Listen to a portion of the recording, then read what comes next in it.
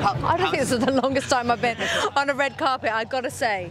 Oh look, Danny's still there. Oh, Michael's way down there. Perfect. Okay, I'm not on my own. Everyone's very excited, I have to say. We are all as well, you know. It's been such a great journey making the film and seeing it and loving it as much as I think we all do. And we were at Telluride and then New York, and so to be here, to be at home, you know, it's a really fantastic feeling. It was lovely because I got to spend time with the real Joanna Hoffman, and she had never read the script. She was also great at sharing her stories with all of us, but particularly me.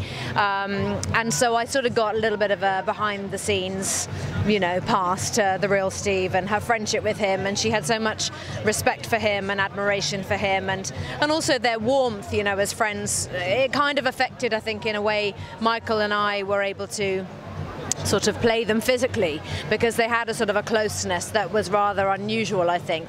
There weren't that many women in Steve's life who could sort of stand up to him in that way, but also, you know, give him a big hug before a launch. And Joanna herself saw the film, and she did say that she really liked it, and she enjoyed the fact that Michael was able to show some of Steve's real warmth in her own words, actually, which was lovely. It was completely wonderful. He was so much fun. He's a very positive man.